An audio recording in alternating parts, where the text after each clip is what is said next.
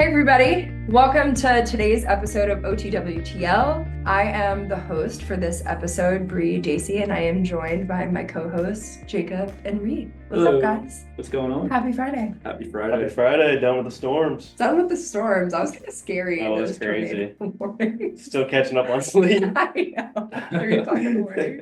Well, I am so excited for you guys to listen to the conversation that I had today. Today's episode is a discussion that I had with our alumni, Courtney Miller, who is an MBA grad from Owen. She graduated back in 2016. Courtney was awesome. She was just so easy to talk to, so excited about the conversation. And I think that today's episode has some really genuine insights for people to listen to. One insight in particular is just on the topic of decision making. And funny enough, all of us are in managerial decision making the class now, but I think we go just one level deeper beyond that and talked a lot about how sometimes the decisions that you make, especially at business school in the moment, might feel like it's just the end of the world, right? It's like a do or die situation. Like, So these are employment decisions that she made? Those are the big decisions? in general. Of course, in this conversation, we are on the topic of employment, whether it be an internship decision or a full-time position. But I think that what we were talking about, Courtney got on the trajectory of just saying that it's just not the be all end all. And Totally. sometimes that it's okay if things don't go your way because you have no idea what's actually around the corner that's waiting for you. And you should welcome those blessings in disguise. So just a really genuine, awesome conversation. Courtney's also super big on female empowerment. So I can't wait to just keep in touch with her and see how her career progresses. Yes. Did she say anything about the female empowerment she experienced while at Owen? Yeah, she definitely said that. I mean, everybody here is so collaborative and actually touched upon that was an environment. I feel all Owen grads or Owen alumni were all looking for that same collaborative environment when they were choosing where to go for business school. Mm-hmm. And she actually worked for Columbia Business School for a little bit. So she knew that she definitely did not want that kind of environment, which is different, right? There is a different temperature, different environment. Right. But she definitely said that she felt that same collaboration and still to this day feels the love from the alumni and how her fellow classmates were ones that put her up for jobs that she has gotten, which is just so encouraging. Yeah, that's awesome. That definitely still rings true, obviously, to this day. Very cool. Yeah, I'm excited for you guys to listen. Yeah, can't wait to hear it. Yeah. Let's do it. All right, Courtney, how are you doing? Happy Friday. Yeah, happy Friday. I'm so excited to be part of this podcast with you. Yeah, well, thank you so much for offering up your time. We absolutely adore all of our alumni that want to come and chat with us and had such a fun time meeting you earlier this week and getting our introductions in order. And I think that this is going to be a really great conversation for some of our listeners to hear. But I figured that we could just start off learning a little bit more about you. If you want to share what your trajectory was before, to, and after Owen, that would be awesome. Sure. So I graduated college during the recession. I graduated in 2010, but the recession started in 2008. And so the job market was terrible. I've pretty much known I wanted to be in marketing since I was in high school. Very dorky fact about me is that I was in a national marketing competition when I was in high school. Dorky at all. That's so cool.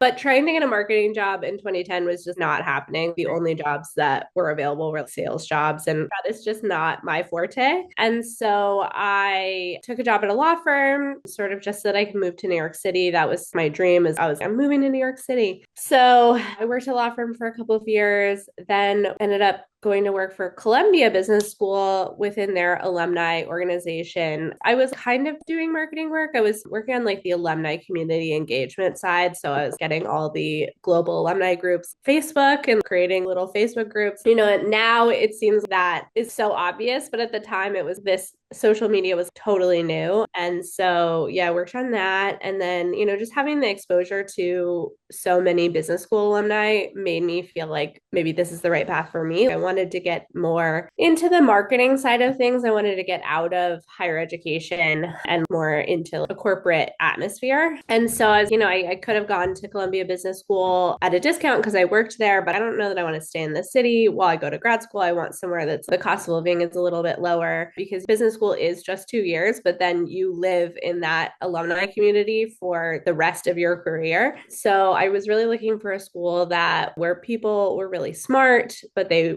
didn't act like the smartest person in the room. People were really humble and really collaborative. And that was definitely how Owen was in 2014 when I started. I'm sure it probably is still like that. I have gotten jobs because my classmates have referred me. And there is just such a feeling of there's so much collaboration. There's so much willingness to help each other get ahead, which you don't necessarily see at other schools and in other alumni communities. So I really, really appreciated that piece of it. I came into Owen knowing I wanted to do marketing, but of course there is that kid in the candy shop feeling of the world as your oyster. And I was like, maybe I could be an investment banker. And I took finance and I was like, nope, I don't think so.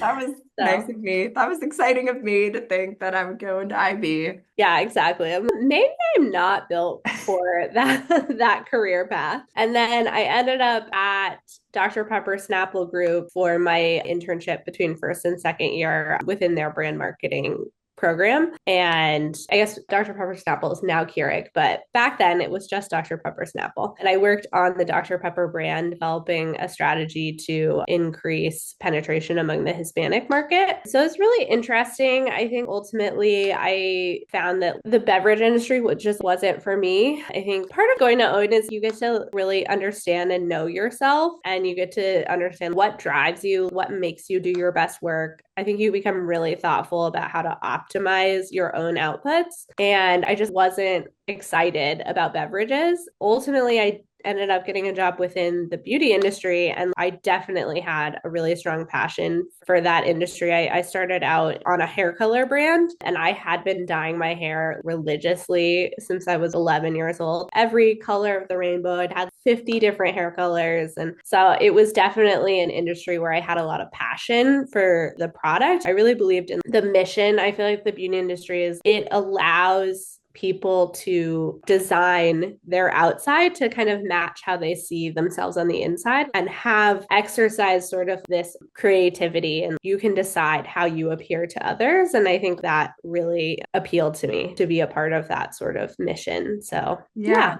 Yeah, that's amazing. It sounds like you landed on something that you're just genuinely passionate about. And I think that that's any professional's dream, is to work every day with something that just intrinsically drives you. And that path that you took, it was indeed a path to get there. It wasn't something that just fell into your lap. It sounds something that you really had to make intentional pivots towards to ultimately reach that space where you are excited and you are driven. And you touched upon something that I resonate with deeply, which is the journey that you go through, Owen, is you have to learn a lot about yourself. And there is a lot of reflection time, forced reflection, and there is a lot of planning for the rest of your life. You have to really be serious and picky about what that looks like. And so from the pivots that you made, you have taken some big leaps. You've changed cities, you've changed industries. When you had that initial summer internship and then you ultimately pivoted to something else that was outside of the beverage industry, can you just talk a little bit about that road and dive a little bit deeper into your mindset and how you ultimately made the decision to pursue something else? What was it that gave you the confidence to make the tough choices to find something that you really wanted to pursue versus something that you felt wasn't for you? Yeah, I mean, so at the end of the summer of my internship, I was really wishy-washy. I enjoyed the people I worked with, and I got really positive feedback on my work at the end of the summer, but I wasn't feeling really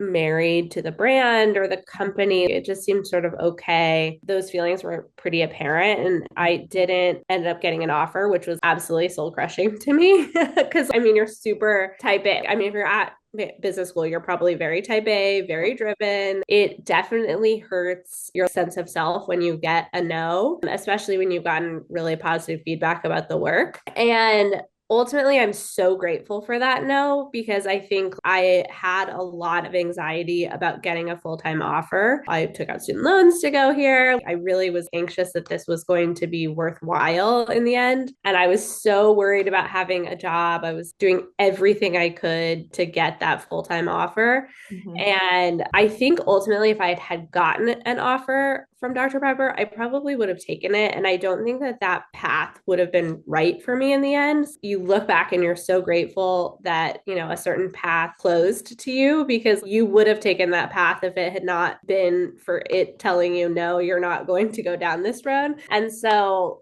I am super grateful that I didn't have the option, because ultimately it led me to a better fit for me. I ended up moving to LA instead of Dallas, but I think LA was just exactly where I wanted to be in my late 20s. And it was such a wonderful place to live. And so I'm really grateful for that. But ultimately, a lot of the paths I've ended up going down or career changes I've made, it's all just sort of happened. And I think I had spent so much of my time being anxious. Exactly what you just said. This is your whole life, and the decisions you're making right now are going to change your whole life. My whole life trajectory is based on this moment. The thing that has been the most weightlifting realization in my 30s is most decisions are a two-way door.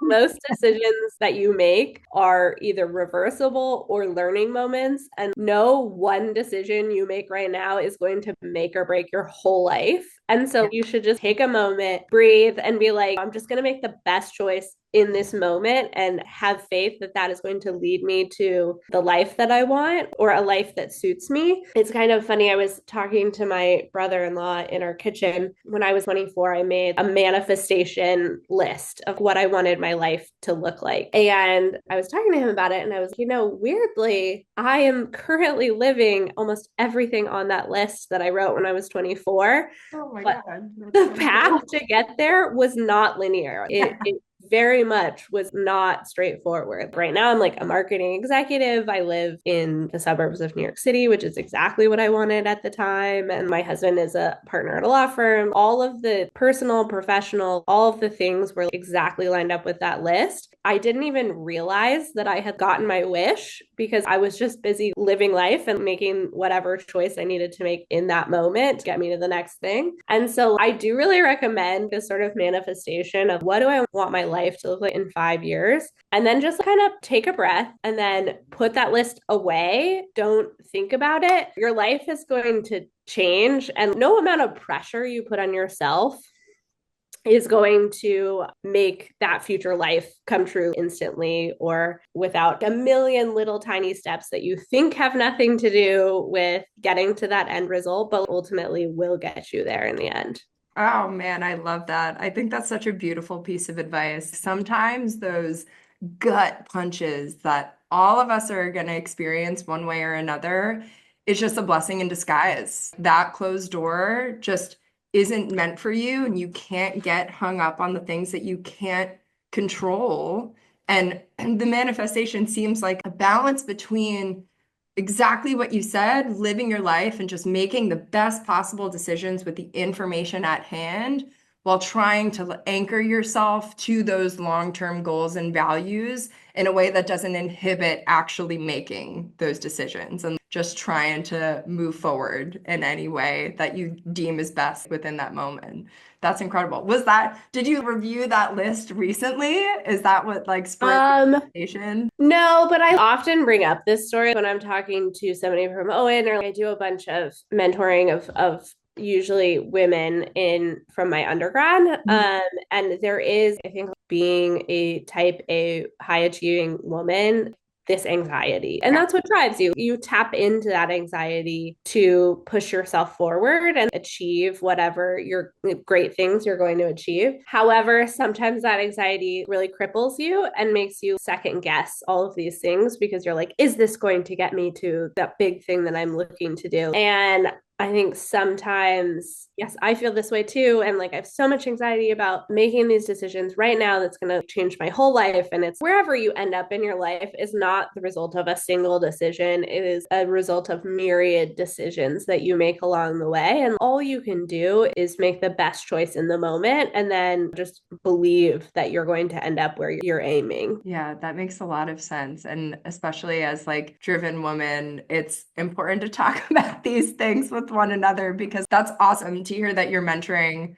women from your undergrad. Is that a recent responsibility that you took on, or is that something that No, you I like do it on? periodically. If any young woman reaches out to me on LinkedIn, I'm always like, what can I do? How can I help you? Like, what kind of guidance can I give you? Keep me updated on like how things go. I think sometimes people are like, oh, I don't know if you really are going to care if I got that job or ended up wherever. But I have had women reach out to me like years later being, I ended up in this career path and like I'm so grateful for the advice. I think as you grow in your career, it is so pivotal to look back and extend your hand to the women who are coming up behind you because we have enough to deal with. And I often tell women in mentoring sessions I have, they'll be negotiating a job or whatever. And I'm like, find out what the salary band is, ask for 5% more than the top of it. And they're like, oh, I don't know if I should do that. And it's like, a man would do it. So like, just do it. I mean, you might as well. If you don't ask, you don't get. So yeah, I feel like it's definitely a passion of mine that to help other women come up because like there are way too few of us in leadership roles within the business world. So Yeah, I love that. And I imagine it's just like building upon that collaboration that you had here at Owen, that speaking from my own personal experience, like the amount of alumni that are so unbelievably willing to be like, yeah,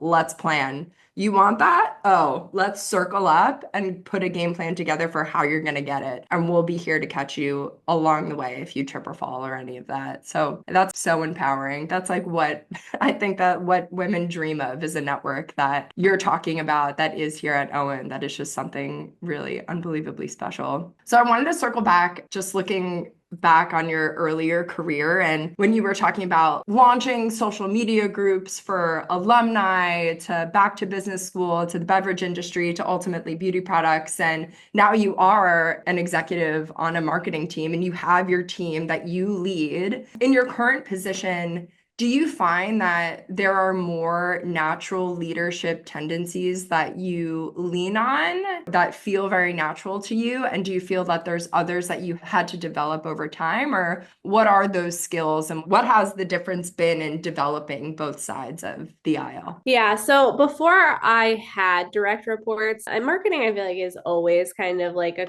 collaborative function, especially, as you're coming from MBA level marketing roles, you're often managing a large group of multifunctionals. And I feel like I learned a ton of strategies of how to manage people who owed me nothing and did not report to me. Yeah. It's much more difficult to manage people who don't have to listen to you than it is Right. to manage people who report to you. My advice to people coming out of MBA is like take those moments where you're not actually managing someone, but you are trying to get something from another person to really develop how you manage the interplay between people. And I think part of what I really learned while I was managing multifunctional teams that has benefited me as a people manager is this real thoughtfulness around what's in it for them and making sure that like you are very thoughtful of the motivations of the people you're trying to motivate. Right. As you take that into managing your own team, I always try to be thoughtful about where my team members are going or where they want to go and how to give them the work that is going to get them to wherever that is. Like I always ask in my regular meetings, 5 years from now, what job title do you want? And then I am then very thoughtful about what projects I can give them to sort of grow them so that they have the capabilities that they need. So when they are eventually sitting in an interview for that art director role or whatever, they can very clearly indicate that they have that work experience. One of my social media direct reports, he had not had any experience in paid. He had mostly worked in organic social media. And so there was a real outage when it came to paid social media. And so I was like, okay, you're going to start owning this. You are going to get this experience because I think one day when you want to leave this company, which hopefully isn't soon, but it's not an idiot. I know eventually you will want to move on. When you are ready for that step, you will be able to say, I owned these things. I really have a full, well-rounded experience as a social media director. So yeah, that's amazing. And I'm sure he really appreciated that opportunity to grow. And have an appreciation for what you're saying about just aligned incentives, and McCann here, like the professor talks about that all the time. How it's like if you want to get something done, you have to make sure all of the stakeholders that are involved in getting this done have aligned incentives. And sometimes that's like a really impossible thing to do. Have you ever worked on a project where incentives weren't aligned and you had to get a little creative about how to motivate someone to hop on board or to join the cause? Yeah, this happens all the time where occasionally your incentives are literally against each other. Like at Amazon, I was working on a very upstart part of the business called Amazon Live, which is all around live stream shopping. And my incentive was to get placements so that we could get views, but it still was a very nascent technology, a very nascent way to shop. I think live stream shopping is in a very different place now, 5 years later. But my incentive was to develop this new thing. Whereas the deals team, their incentive was to make their deals page as productive as humanly possible. And a giant video unit was not going to be as effective as literally just a product widget. And our incentives were just completely mismatched. And so I really had to figure out how to speak their language, one, and two, really prove out that this tool, though not as profitable in the near term, was more profitable in the long term. So like people who engage with the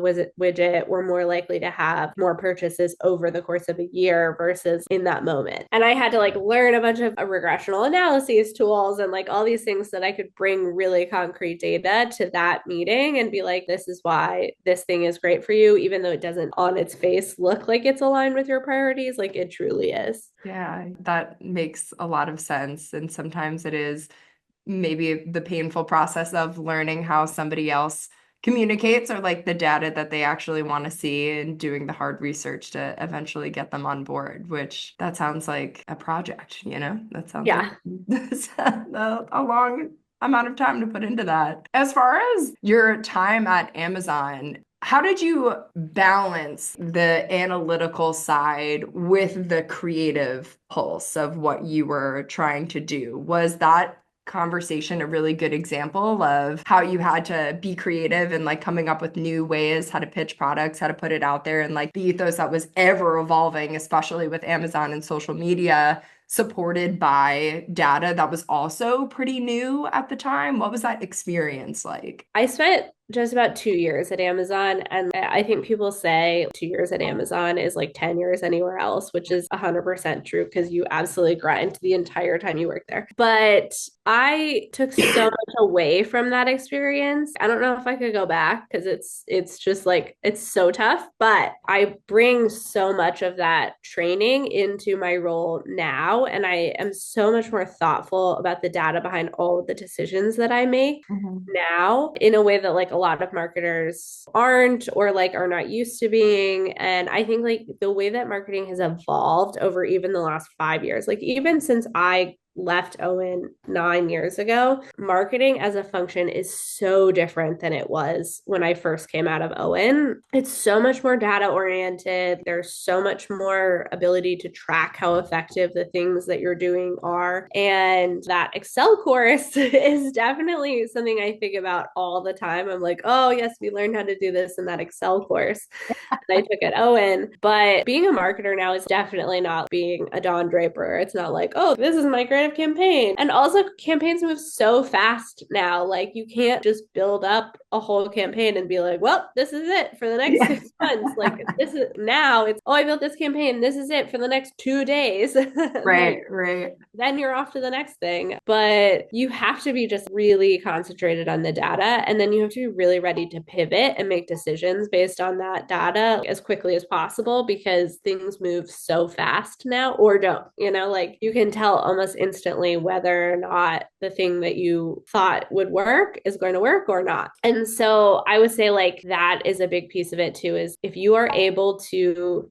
be an artist and a scientist when it comes to marketing, like you are going to be way ahead of the game. Like you have to just sort of have work through both sides of your brain and be able to flex both muscles, because you have to be a real artist when it comes to pivoting, and you have to like make quick decisions based on data analysis very regularly. Yeah, that makes a lot of sense. And I mean, speaking of making quick pivots, I know in our prior conversation, you've overseen a brand turnaround that stemmed from the ideas that were on your team and the voices that were really excited about a certain project. Can we just hear a little bit about that experience, and also like how you went about building a culture where people felt empowered and they felt like they could really trust bringing an idea to you and know that they would be heard? Yeah, so I came on to Stila in 2023 as part of like a brand revamp. They totally revamped their leadership team and then revamped a bunch of like the internal stakeholders as well. It is still like an indie brand. It's very small. There's only like 50 employees. So it's the 50 of us trying to take this brand that was so beloved but had gotten kind of neglected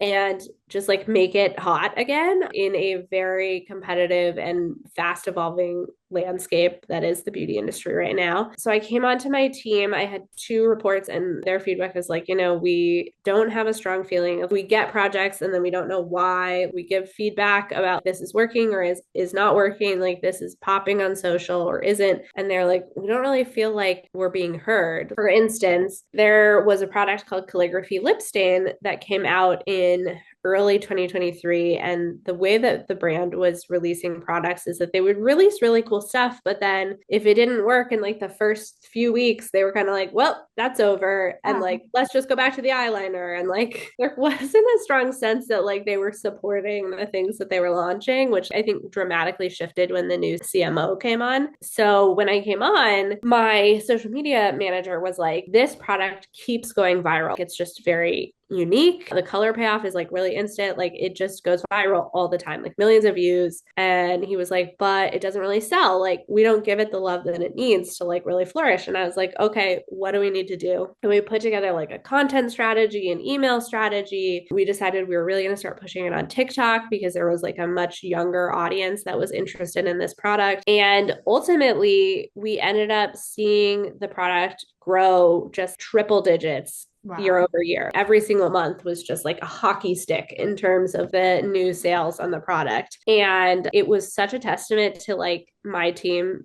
knowing what was going to work and what wasn't, and the power that would come from just listening to them and then giving them the tools that they needed to make this product happen. And now we've actually seen that happen on multiple other products that we've sort of like put our finger in there and been like, I think this is hot on social. Let's drive it. And now we're like starting to invest more in TikTok Shop and really beginning to drive both new and existing products that work well for a younger audience, as well as an audience that we're finding on TikTok, which is often new to brand or like lapsed users. So there is so much power in like enabling your team. And then on top of that, I don't know everything. Like I'm still new on many fronts. Like I know a lot about Excel or the basics of the marketing funnel or whatever that wasn't necessarily common knowledge within the organization. But there's also so much that my team teaches me. And I'm like, okay, the most powerful thing we could do is sort of combine our expertise and put together a strategy of how we're going to grow this business. And we really are starting to see the business turn around, and we're starting to see new people fall in love with the brand, or even existing customers that were only buying the eyeliner, like starting to discover some of our other products. So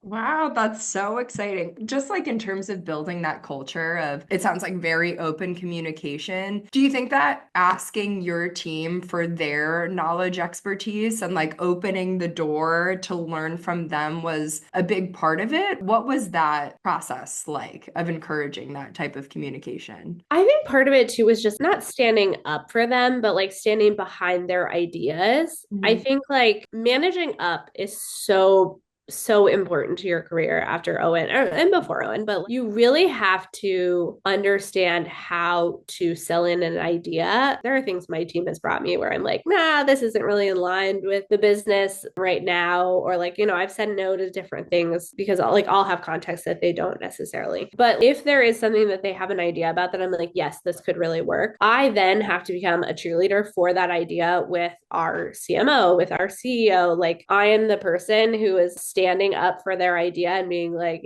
my marketing manager had this idea and it is fantastic and we need to do it. TikTok Shop was like one that was very touch and go. When we first started, we were spending a lot on ad dollars and maybe not getting the sales. Now we're really starting to see that flywheel start to spin. My team and I were just really sure that was the right bet, but we had to really weather some doubt that was coming from the top. Yeah. And so, that's the only way that you're going to be a powerful leader is by knowing when to stand by your projects and knowing when to say, okay, we're going to disagree and commit and we're going to shut this down. So I think it's like knowing that balance of when you should stand up for the project and then when to sort of back away. Yeah, that makes sense. And for this example specifically, when you say weathering the storm, what was that like amongst the team? What was the team morale like when there was leadership that was doubting? Like, how long did it take for it to be like, oh no, now we're experiencing success here? We launched the TikTok shop in March. We started seeing calligraphy lip stain take off like right away. There was still so much doubt though that TikTok was driving that. And we're like, what else could be driving this? It is TikTok. But there was so much doubt, which was like infuriating for me and my marketing manager because we were like certain. I think I got a rep within the organization that I was like the TikTok girly. Like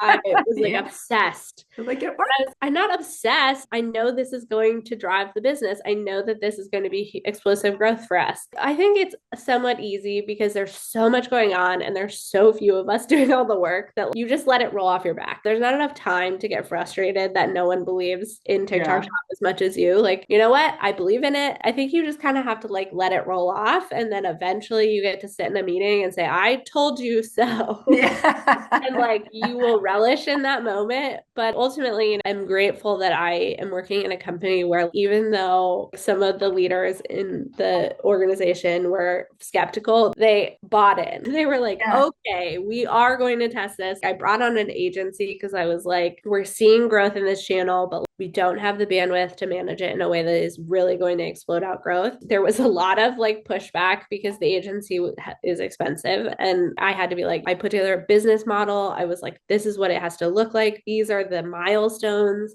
And if we're not hitting these sales milestones, we'll back away and we'll like cease investment in this. We have, at least so far, knock on wood, have been blowing past those milestones. This is what it should look like from a like wins and losses standpoint. And then meeting those goals, that's how you get through the doubt, is by like drawing a line in the sand and saying like, this is what success looks like. And if we don't get to success, then I will eat crow and say, maybe it wasn't the best idea. Yeah, that makes a lot of sense. What was it like bringing on the different agencies? I imagine that any kind of external consulting, there's a difference of opinion sometimes where it's like, okay, no, I know the business. Here's how we get to those milestones. You're onboarding an external personality, external perspective, who may or may not have a different view on how to reach the same milestone. Have you ever had that instance? And what was it like coaching externally to align the team that does have the expertise, but to get on board with the strategy that you've laid out and that you're confident in? So as a brand marketer or even a digital marketer, you almost certainly will have a stable of agencies at your disposal. When I was at P&G, I think we had like 5 or 6 agencies. When I came onto this role, we had 2 or 3 agencies. I had to onboard like 4 more just to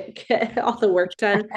And managing an agency is very different than managing your team because they are very, very rarely going to tell you no. Yeah. If you're like, I think this is how we can do it, they'll be like, okay. And then they will mobilize. They're not really there to challenge your thinking or like push you on your strategy. Like occasionally they will. Our PR agency actually does kind of push us on strategy more than I've experienced from a PR agency in past.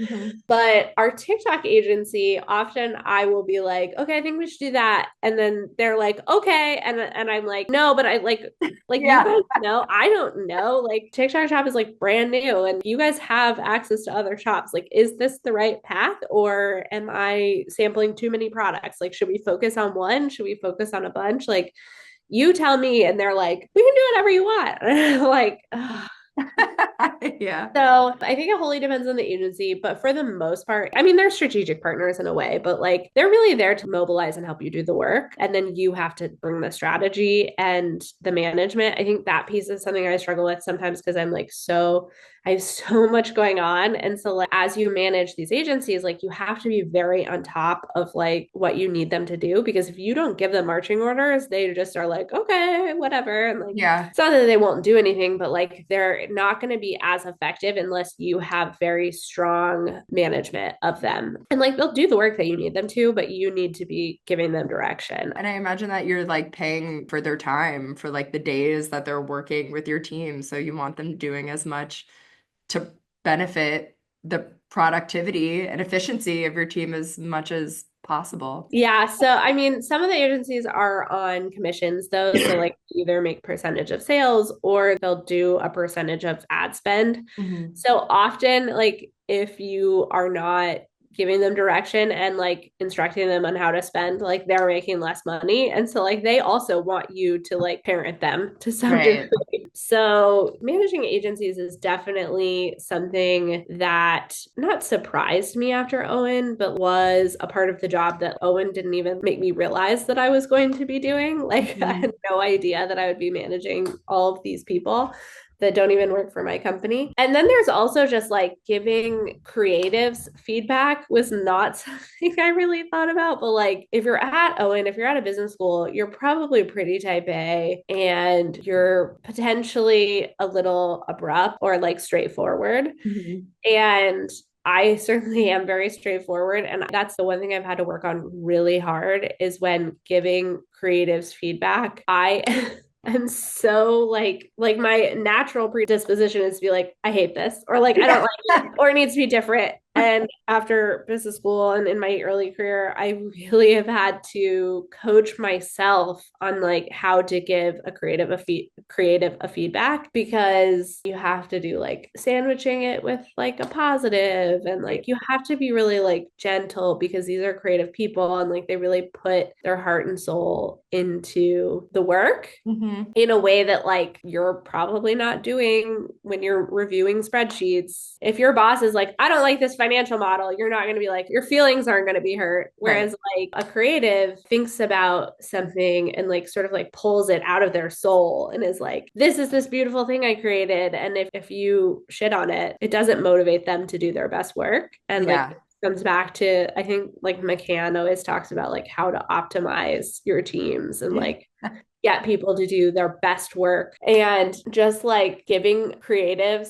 really strong and cold feedback is going to make it a nightmare for them to work for you. So you have to be very gentle about like your creative direction, which sometimes I succeed at and sometimes I don't, but it's definitely something I didn't necessarily expect to have to do while I was at Owen. Yeah, that makes a lot of sense. Oh, because we spent 2 years around very like-minded personalities. Like when we all take the personality assessment, 9 times out of 10, everybody's going to be on that like more direct communication scale. And that's how we operate here on our teams and our collaboration. It's like, okay, let's make this the best that we can make it and let's do it fast. And there's no time per se to be like beating around the bush and sugarcoating things. And I think collectively, everybody's like, well, we're good with that. Like if you don't like something we need to change, just tell me. But that is in our bubble. Like that's in our sweet little Owen bubble. One of my good friends here is actually a musician down on Broadway and has introduced me to a couple of different performers and artists in like the Nashville community. And to be tangential to some of their conversations and some of their planning sessions or their songwriting sessions or how they're going to put their set list together for the gig that they have one night, and to just listen to that conversation, I simply cannot give any input because, of course, if I would take like a hacksaw to the entire thing and just wipe it clean and get it together and send them on their way. But I resonate with that deeply because when we are out of this bubble and in our careers and in our jobs, the different personalities and mindsets and ways of communicating are just very real. And we have to be very in tune with the way that our team receives feedback, whether or not they are business minded or a little bit more creative minded, which makes a lot of sense. Yeah. And so many marketing jobs, this is not true of my current role, but so many marketing jobs have a very real political side of like, how you appear to others. Yeah. And how you appear to those above you. And like, that is something that you have to be really thoughtful of as you move through your career. We have touched upon a lot of phenomenal advice through the course of our conversation today, but if there's just one more piece of advice that you would give to your Owen era self, what would it be? I know that we touched on this earlier, just sort of like a small hug and being like, it's going to be fine. Like, it's just going to be fine. Like, you don't have to be so anxious. The decisions that you make here or the job you take after Owen, like, is not going to dictate how the rest of your life goes. And it's just going to work out. You're going to get a job that you like, and it's just going to work out perfectly fine. Oh, that's incredible. Well, Courtney, thank you so much for your time today. It was just simply amazing getting to chat with you and get to know you more. And I just can't wait to keep in touch after that. Yeah, of course. And thanks so much for inviting me on the podcast.